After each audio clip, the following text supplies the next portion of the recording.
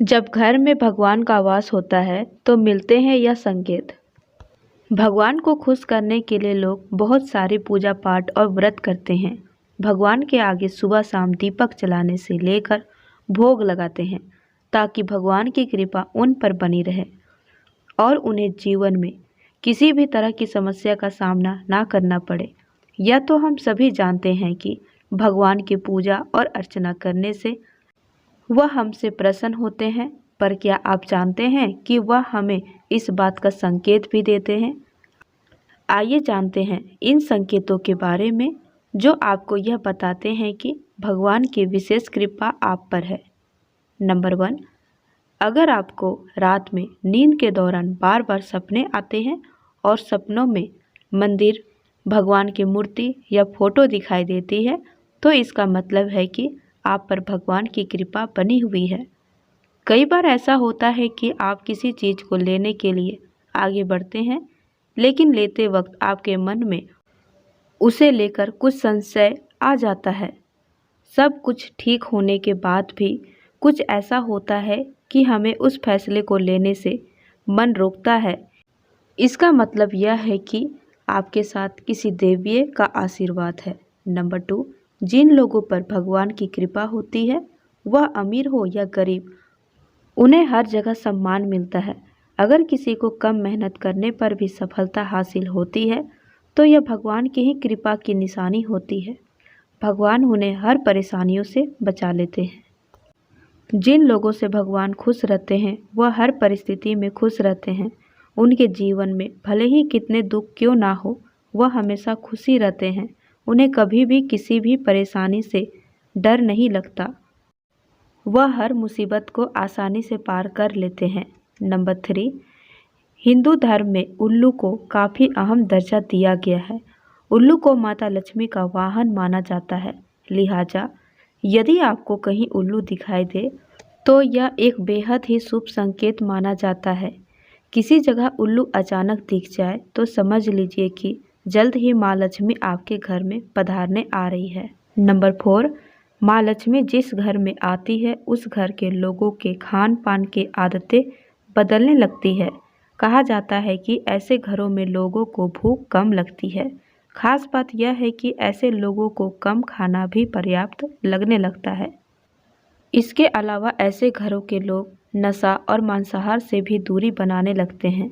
Number 5, झाड़ू लगाते दिख जाए तो हो जाए खुश। धन की देवी माँ लक्ष्मी को साफ सफाई बहुत पसंद है। जिन घरों में साफ सफाई होती है, माता लक्ष्मी उस घर में वास करती है। इसके अलावा माँ लक्ष्मी को सफाई में इस्तेमाल की जाने वाली झाड़ू बहुत प्रिय होती है। कहा जाता है सुबह के समय कहीं जाते हुए यदि आपको कोई घर के बाहर झाड़ू लगाते दिख जाए तो यह बहुत ही शुभ संकेत होता है। नंबर 6, शंख की आवाज़ देती है शुभ संकेत। हिंदू धर्म में शंख को एक अहम स्थान दिया गया है। इतना ही नहीं, शंख की आवाज़ भी काफ़ी शुभ मानी जाती है। इसलिए किसी भी शुभ अवसर पर होने वाली पूजा पाठ में शंख बजाया जाता है। यदि सुबह उठने के बाद आपको शंख की आवाज़ सुनाई देती है तो यह एक शुभ संकेत माना जाता है। माना जाता है कि सुबह उठने के बाद शंख की आवाज़ सुनाई देना आपके घर में माँ लक्ष्मी के आगमन का संकेत देता है। नंबर 7, यदि आपको लगातार 3 दिनों तक घर से निकलते समय नीलकंठ पंछी दिखाई दे तो समझ जाइए कि भगवान ने आपकी सुन ली है। आपकी जल्द ही कोई बड़ी मनोकामना पूरी होने वाली है। नीलकंठ पंछी का दिखना महादेव की कृपा होने का इशारा होता है। यदि आपके घर के सामने अक्सर सफ़ेद गाय आने लगे या किसी दिन सफ़ेद गाय आपके घर के सामने आकर अपने बछड़े को दूध पिलाए तो यह देवी देवताओं की आप पर कृपा होने का साफ इशारा है। यह बताता है कि आपकी पूजा प्रार्थना सफल हो रही है और आपके जीवन की सारी समस्याएं दूर होने वाली है। भगवान आपके सारे कष्ट और बुरे दिन खत्म करने वाले हैं। नंबर 8, यदि घर के मुख्य द्वार के आसपास चिड़िया घोंसला बना ले तो यह बहुत ही शुभ संकेत होता है। यह इस बात का प्रमाण है कि आपकी पूजा सफल हो गई है। चिड़िया और उनके बच्चे को गलती से भी ना सताए, बल्कि उनके लिए दाना पानी रखे। यदि पूजा करते समय आप इतने भावपूर्ण हो जाए कि आपकी आंखों से आंसू निकलने लगे, तो यह इस बात का संकेत है कि ईश्वर ने आपके मन की पुकार सुन ली है। नंबर 9, आप सुबह पूजा करने के बाद घर से बाहर जाए तो कहीं आपको बंदरों का झुंड दिख जाए तो यह भी बताता है कि आपकी पूजा सिद्ध होने वाली है। आप पर भगवान मेहरबान है। कोशिश करें कि बंदरों को भोजन दे।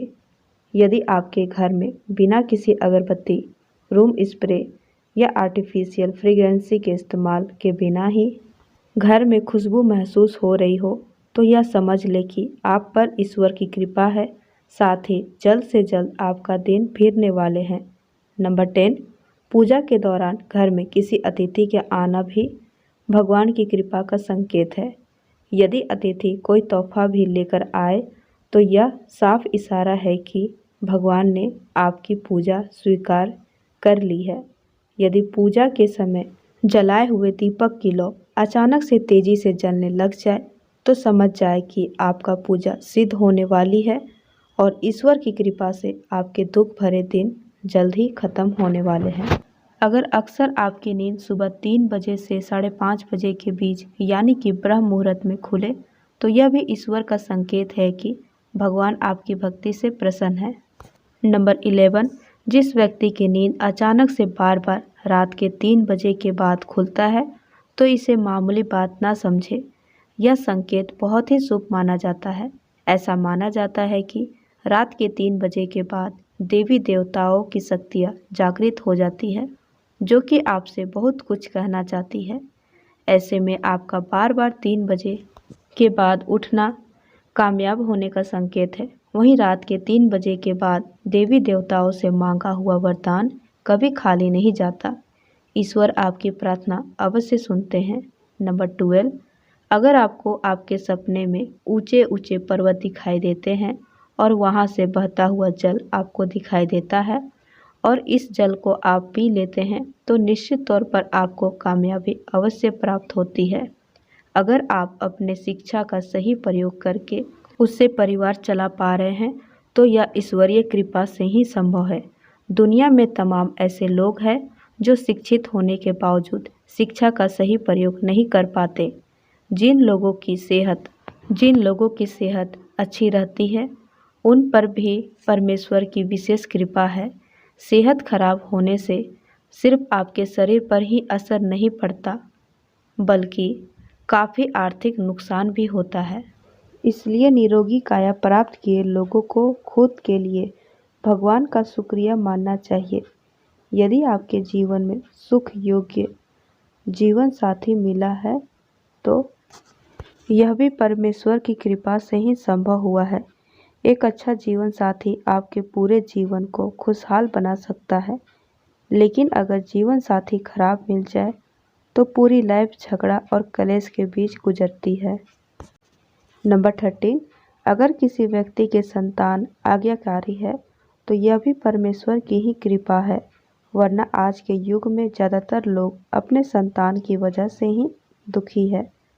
सही गलत के बीच अंतर करने की क्षमता जिन लोगों के पास है उन पर उनके इष्ट देव का आशीर्वाद होता है। भगवान के दर्शन सपने में करने वाले लोगों पर भी देवी देवताओं की कृपा होती है, वरना परमेश्वर को देख पाना हर किसी के लिए संभव नहीं होता।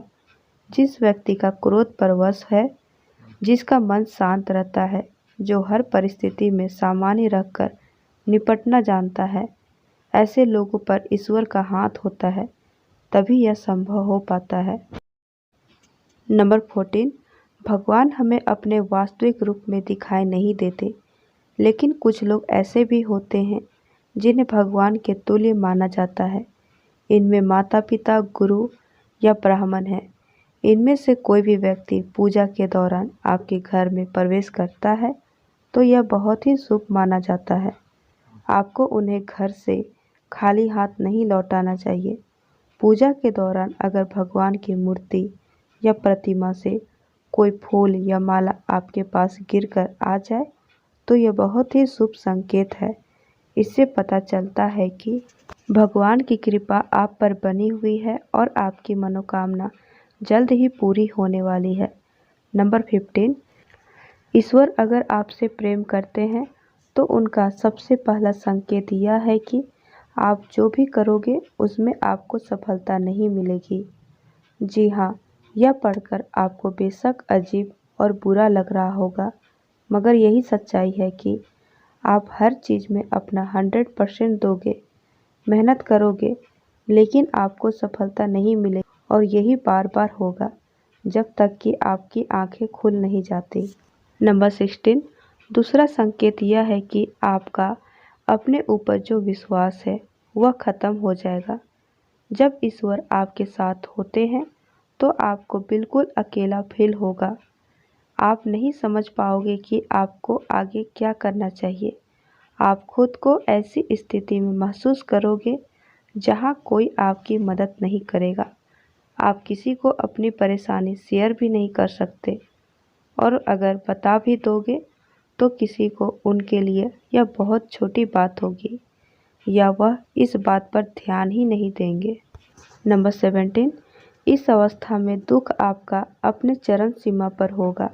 आपको लगेगा मानो कि इससे ज़्यादा और क्या बुरा हो सकता है। आप दुख के चरम सीमा को महसूस कर लेंगे। आपने महान संतों की जीवनी को देखा होगा। उनके जीवन में बड़े से बड़ा दुख का पल आया और फिर उनके अंदर वैराग्य आया। तब इस जीवन और भौतिक सुखों से आगे ईश्वर को जानने की उनके अंदर प्यास जगी। इस प्रकार अंत में उन्होंने ईश्वर का साक्षात्कार भी प्राप्त कर लिया। इन दुखों से इंसान टूट तो जाता है, लेकिन इन्हीं दुखों से उसमें ईश्वर के प्रति प्रेम भी विकसित होता है। वह यह समझ जाता है कि संसार के सारे सुख नहीं है, कुछ ऐसा है जो संसार से परे है, जो ईश्वर ही है। ईश्वर सबसे पहले हमें हारने ही सिखाते हैं, क्योंकि जब तक आप हार को नहीं समझते तब तक आप जीत को भी नहीं समझ सकते हो। दोस्तों, आज की वीडियो में बस इतना ही जानकारी। यह सभी जानकारी अगर आपको अच्छी लगी हो तो वीडियो को लाइक करें और चैनल को सब्सक्राइब करना नहीं भूलें। धन्यवाद।